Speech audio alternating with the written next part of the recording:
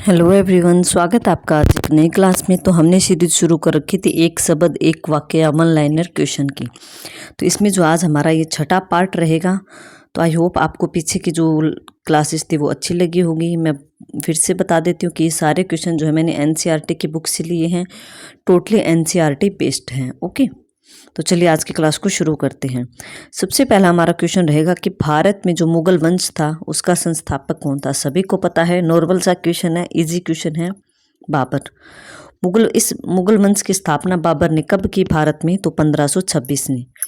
और जो बाबर भारत में आया था इस मुगल वंश का संस्थापक बनकर, इसका जन्म कब हुआ था? इसका जन्म हुआ था 14 फरवरी 1483 को, और ये 1526 में इसने स्थापना की थी। और बाबर जो था यहाँ पर आने से पहले काबुल का राजा कब बना था? यहाँ से आने से पहले वह काबुल का राजा था। तो 1504 में वह काबुल का राजा था और 1526 में इसने भारत में मुगल वंश की स्थापना की थी। बाबर के भारत आक्रमण के समय दिल्ली का शासक कौन था? इब्राहिम लोदी। कि जब बाबर ने भारत पर आक्रमण किया था तो उस समय दिल्ली पर कौन सा सम्राट या सुल्तान शासन कर रहा था? गद्दी पर कौन बैठा था? तो इब्राहिम लोदी नामक शासक गद्दी पर बैठा था। बाबर ने 4-5 आक्रमण किए थे भारत पर। तो भारत पर सबसे पहला आक्रमण बाबर ने कब किया? तो उसने स्टार्टिंग कब की थी? 1519 ईस्वी में। और पानीपत की लड़ाई कब हुई? तो इसी लड़ाई के बाद जो है बाबर इस लड़ाई में जीत गया था और उसके बाद उसने मुगल वंश की स्थापना की थी। यह लड़ाई किसके साथ हुई थी? तो ये इसी इब्राहिम लोदी के साथ हुई थी। कब? 21 अप्रैल 1526।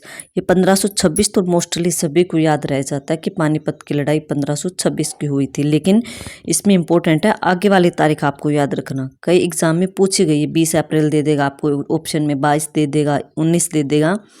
तो आपको याद रखना है कि ये लड़ाई 21 अप्रैल 1526 में हुई थी। और किस किस के बीच में हुई थी? मैंने अभी अभी आपको बताया, बाबर के बीच में और जो दिल्ली पर शासक गद्दी पर बैठा था जो राजा इब्राहिम लोदी, इन दोनों के बीच में हुई थी। फिर है एक, सॉरी ये जो है ना गाय की आवाज़ आ रही, तो घर के पास में ना गौशाला है तो उसके कारण आती है, तो आई होप आप इसको इग्नोर करें। नेक्स्ट है कि कन्वा की लड़ाई किस सन में हुई थी? तो ये 1527 में। पानीपत की लड़ाई के बाद जो है कन्वा की लड़ाई हुई थी 1527 में। इस लड़ाई में राणा सांगो को किसने पराजित किया था? बाबर ने। तो कन्वा बोला जाता है और कहीं कहीं कनवाहा बोला जाता है। तो ये लड़ाई जो है किसके बीच में हुई थी? राणा सांगा के बीच में और बाबर के बीच में 1527 में। आप कंफ्यूज मत होइएगा। पानीपत की जो लड़ाई थी वो तो बाबर और इब्राहिम लोदी के बीच में हुई, जिसमें बाबर की जीत हुई। जो कनवाहा की लड़ाई है ये जो है ये हुई थी राणा सांगा के बीच में और बाबर के बीच में। इसी में भी जो है बाबर की जीत हुई थी। बाबर की मृत्यु कब हुई? तो 1530 में। 1526 में उसने भारत में मुगल वंश की स्थापना की और 3-4 साल शासन करने के बाद जो है इसकी मृत्यु हो गई थी। हुमायूं जो था वो सिंहासन पर कब बैठा? ये बाबर का बेटा था। तो ये बाबर की जब मृत्यु हुई 1530 में, उसके बाद जो है यह गद्दी पर बैठ गया था। नेक्स्ट क्वेश्चन कि हुमायूं की डेथ कब हुई? तो हुमायूं 1530 में गद्दी पर बैठा और 1556 ईस्वी में इसकी मृत्यु हो गई। इसी बीच में जो है 4-5 साल के लिए हुमायूं के शासनकाल में इसने शेरशाह सूरी ने भी शासन किया था, जो कि मैंने आपको इस शेरशाह सूरी की क्लास में पढ़ाया है, जहाँ पर इसका हम जीवन परिचय देखते हैं, इसकी प्रशासनिक व्यवस्था को देखते हैं। तो इसमें मैंने इसमें जो है आपको टाइम पीरियड अच्छे से बताया हुआ है। तो इसने 1555 ईस्वी तक शासन किया था शेरशाह सूरी ने, ठीक है। 1540 के आसपास, कब कितने 5-6 साल किया था मुझे ध्यान नहीं आ रहा, लेकिन 1555 में फिर 1 साल के लिए 1556 में हुमायूं गद्दी पर बैठा और गद्दी पर बैठने के 1 साल बाद जो है इसकी डेथ हो गई थी। नेक्स्ट है कि शेरशाह सूरी का जिक्र आ गया ना, क्योंकि हुमायूं के शासनकाल के बीच में इसने एंट्री की थी। कि शेरशाह सूरी जो था उसका वास्तविक नाम क्या था? उसका वास्तविक या बचपन का नाम था फरीद खान। मोस्ट इंपोर्टेंट है, रिपीटेड क्वेश्चन है। आगे जो एक कोटेशन दे रखी, एक शब्द दे रखे हैं कि बड़ों को यह शोभा देता है कि वे सदैव क्रियाशील रहें, एक्टिव रहें। तो ये किसने कहा था? ये शेरशाह सूरी ने कहा था, क्योंकि यह काफ़ी अच्छा राजा था और काफ़ी इसने प्रशासन को बहुत अच्छे से अपने शासनकाल में मेंटेन किया था, मैनेज किया था। शेरशाह सूरी के शासनकाल में विदेश मंत्री क्या कहलाता था? तो कि जो विदेश के काम देखता था ना, कि दूसरे देश के साथ या दूसरे राज्य के साथ कैसा सिस्टम हो, क्या लेन देन करना है, क्या चीज़ें भेजनी, क्या मंगवानी है, तो ये सारा सिस्टम, कोई भी संधि पत्र था, इससे रिलेटेड जो काम देखता था शेरशाह सूरी किसमें, उसका नाम था दीवान ए रसालत। चांदी का रुपया किसने चलाया था, तो इसी शेरशाह सूरी ने चलाया था, जो कि काफ़ी फेमस था। और जो आज जीटी रोड का हम प्रयोग करते हैं, उसको किसने बनवाया था सबसे पहले, उसकी स्टार्टिंग किसने की थी, तो इसकी स्टार्टिंग भी शेरशाह सूरी ने की थी। नेक्स्ट है, हुमायूं के बाद उसका बेटा अकबर बैठा था गद्दी पर। तो अब आता है कि अकबर का पूरा नाम बताइए। तो अकबर का पूरा नाम था जलालुद्दीन मोहम्मद अकबर। उसको शॉर्ट फॉर्म में अकबर बोला जाता था। अकबर के नाम से यह फेमस हुआ था, लेकिन इसका पूरा नाम था जलालुद्दीन मोहम्मद अकबर। अकबर का शासनकाल क्या था, तो 1556 से लेकर 1605 ईस्वी तक इसने शासन किया था। ठीक है, 1556 में इसके पिता हुमायूं की मृत्यु हो गई। उसके बाद यह गद्दी पर बैठा और इसने 1556 से लेकर 1605 तक शासन किया। इसके बाद जो है इसका बेटा जहांगीर गद्दी पर बैठा था। पानीपत का पहला युद्ध हमने पढ़ा। अब हम पढ़ रहे हैं दूसरा युद्ध कब हुआ और इस युद्ध में किसकी हार हुई। कि पानीपत का दूसरा युद्ध 5 नवंबर 1556 को, पहला हुआ था 1526 को, दूसरा युद्ध होता है 1556 को, याद रखिएगा। वो हुआ था 21 अप्रैल को और ये होता है 5 नवंबर को। ये आगे वाली तारीख आपको इन दोनों युद्धों की मोस्ट इम्पोर्टेंट है, याद रखनी ही रखनी है। पानीपत का पहला युद्ध 21 अप्रैल, दूसरा युद्ध 5 नवंबर। और पहला युद्ध होता है बाबर और इब्राहिम लोदी के बीच में, और पानीपत का जो ये दूसरा युद्ध है वो होता है बाबर और हेमू के बीच में। और इस युद्ध में जो है बाबर नहीं, अकबर और हेमू के बीच में, इसमें हेमू की हार हुई थी और अकबर की जीत हुई थी इस युद्ध में। नेक्स्ट क्वेश्चन, कि अकबर ने कालिंजर को कब पराजित किया। कि कालिंजर का एक किला था, उसको इसने कब पराजित किया, तो 1569 ईस्वी में, 1569 में।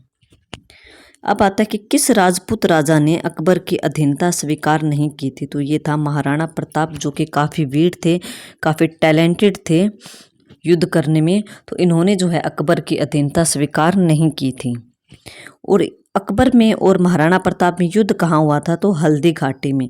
और ये कब हुआ था, तो ये 18 जून 1576 ईस्वी में। इसकी भी आपको आगे की तारीख जरूर याद रखनी है कि हल्दी घाटी का युद्ध 18 जून में हुआ था 1576 ईस्वी में, अकबर के बीच में और महाराणा प्रताप के बीच में हुआ था।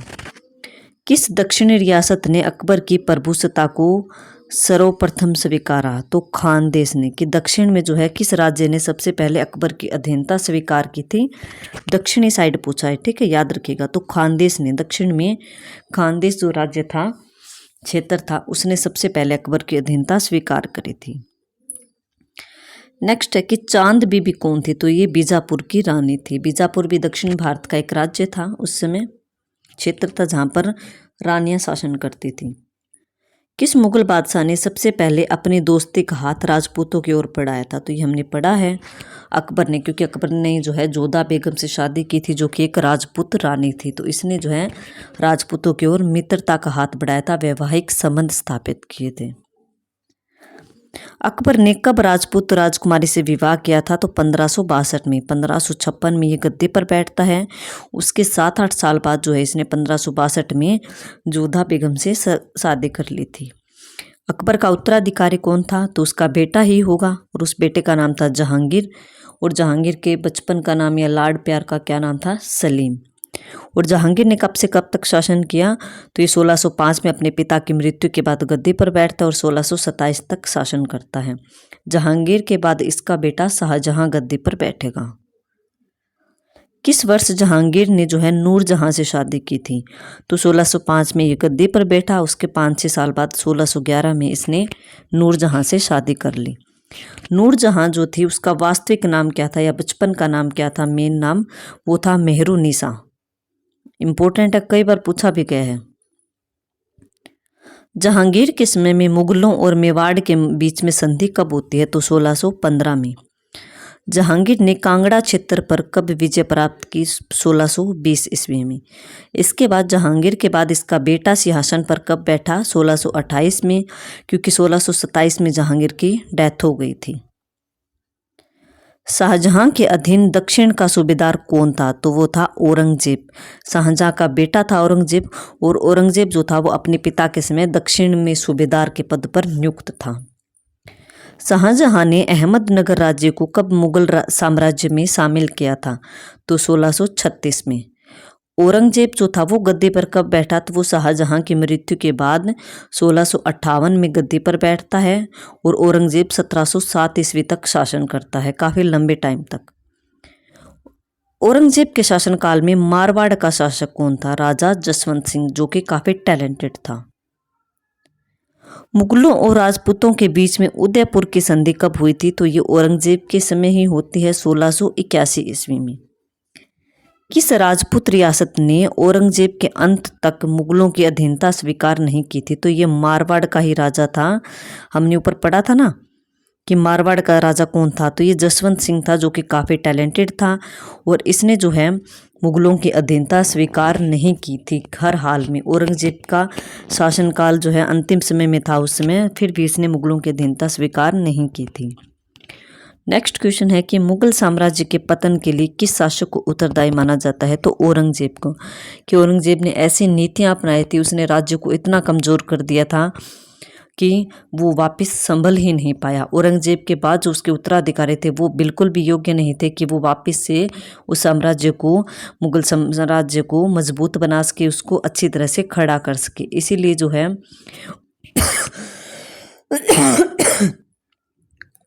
औरंगजेब को ही इस मुगल पतन का मेन कारण माना जाता है।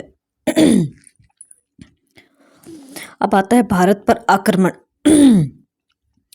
कि भारत पर नादिर शाह ने आक्रमण कब किया था? तो 1739 ईस्वी में किया था। अब मुगल काल की दरबारी भाषा आपसे पूछ गई। सॉरी, थोड़ा सा ना गला खराब है मेरा। तो मुगल काल की दरबारी भाषा कौन सी थी? तो वो फारसी थी। महाभारत का अनुवाद फारसी भाषा में किस भाषा में हुआ था? मतलब कि ये पूछा गया कि जो महाभारत है धार्मिक पुस्तक हमारी, उसका फारसी में अनुवाद किया था किस भाषा में? नहीं, आप यहाँ पे आएगा किस नाम से किया गया था? तो वो रजमनामा नाम से, कि हिंदी में तो महाभारत नाम हो गया, संस्कृत में उसका जब फारसी में इसको ट्रांसलेट किया गया था तो इसका क्या नाम रखा गया? तो इसका नाम रखा गया था रजमनामा। इम्पोर्टेंट है। नेक्स्ट क्वेश्चन कि जहांगीर की आत्मकथा का क्या नाम है? तो तुजुक ए जहांगीरी। ये पुस्तक खुद जहांगीर ने लिखी थी, अपनी बायोग्राफी थी इसकी, अपने बारे में लिखी थी खुद, तो उसका नाम था तुजुक ए जहांगीरी। नेक्स्ट क्वेश्चन है बिहजाद कौन था? तो ये ईरान का एक प्रसिद्ध चित्रकार था, क्योंकि जहांगीर खुद एक चित्रकार था, तो उसके चित्रकारों से अन्य कॉन्टैक्ट भी थे अन्य राज्य में। अकबरनामा का लेखक कौन था? तो अबुल फजल। जिसमें अकबरनामा के 5 पार्ट है, जिसमें कि अबुल फजल ने डीटली से अकबर के शासनकाल के बारे में अच्छी प्रकार से 5 भागों में जानकारी दी है। अकबरनामा की रचना किस भाषा में की गई? तो ये फारसी में, क्योंकि उस समय मुगल दरबार की या मुगल राज्यों की राजाओं की कौन सी भाषा यूज की जाती थी दरबार में? तो वो फारसी। नेक्स्ट है बादशाह नामा एक पुस्तक है, ये किसके द्वारा लिखी गई? ये काफ़ी इंपॉर्टेंट पुस्तक है, ये लिखी थी अब्दुल हमीद लाहौरी ने। अब है कि अकबर के समय सबसे फेमस गायक कौन था? तो वो था तानसेन। अकबर ने तीर्थ यात्रा कर को कब समाप्त कर दिया था? तो अकबर ने जो तीर्थ यात्रा पर जो टैक्स लगता था पहले, उसको कब समाप्त किया था? तो 63 में, 1563 में। 3 से आप तीर्थ याद रख सकते हो कि तीर्थ कब हटाया? 1563 में।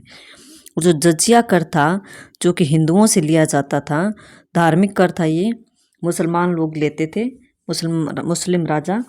इसको कब ख़त्म किया अकबर ने? तो 1564 में। लेकिन इसको जो है आगे चलकर औरंगजेब के समय जो है दोबारा से लागू कर दिया गया था, परमानेंट ये ख़त्म नहीं हुआ था। इस पर मैं कभी आपको डिटेल क्लास में बताऊंगी कि जजिया कब किसने शुरू किया, कितनी बार हटाया गया, फिर उसको किसने शुरू किया, फिर वापस कब हटा, और अंतिम रूप से जजिया को कब समाप्त किया गया था, इसके बारे में एक क्लास में ज़रूर लेकर आऊँगी। नेक्स्ट क्वेश्चन है कि किस मुगल बादशाह ने गैर मुसलमानों पर पुनः से जजिया लगाया था? तो ये औरंगजेब ने लगा दिया था। ठीक है, इसने वापस से जजिया को, गैर मुसलमान मतलब कि मुस्लिम को छोड़कर हिंदू जाति हो गई, सिख हो गए, इन सभी पर ये कर लगाया जाता था। अकबर ने फतेहपुर सीकरी में बुलंद दरवाज़ा बनाया था। एक बड़ा सा दरवाज़ा था, उसका नाम था बुलंद दरवाज़ा। उसका निर्माण क्यों किया था? तो उसका निर्माण किया था इसने गुजरात विजय की याद में, कि इसने गुजरात की विजय की थी अकबर ने, जो कि इसकी काफ़ी महत्वपूर्ण विजय मानी जाती है। उसकी स्मृति में इसने बुलंद दरवाजे का निर्माण किया। झरोखा दर्शन की प्रथा किस मुगल बादशाह ने शुरू की थी? अकबर ने। झरोखा दर्शन क्या होता है कि अपने महल की खिड़की से अपनी जनता को दर्शन देना, खिड़की से झरोखे से दर्शन देता था। झरोखे में आकर अकबर खड़ा हो जाता था सुबह सुबह, और जनता जो है नीचे से उसको देखती थी और उसका दर्शन करती थी। तो इसी को झरोखा दर्शन की प्रथा बोला जाता है। मुगल काल में जो है शाही परिवार की स्त्रियां जहाँ रहती थी उन्हें क्या कहा जाता? तो हरम। ठीक है, यहाँ पर औरतें रहती थी, और जो राजा औरतें, शाही औरतें मतलब जो राजकुमारों की रानियाँ थी, सम्राटों की जो रानियाँ थी, वो रानियाँ रहती थी मुख्य, और हरम में रहती थी वो। मुगल काल में शाही परिवार से रिलेटेड जो स्त्रियां थी, रानियां थी, उनको क्या बोला जाता था? तो बेगम। जैसे कि अकबर की पत्नी का नाम तो जोधा था, लेकिन उसको जोधा बेगम बोला जाता था।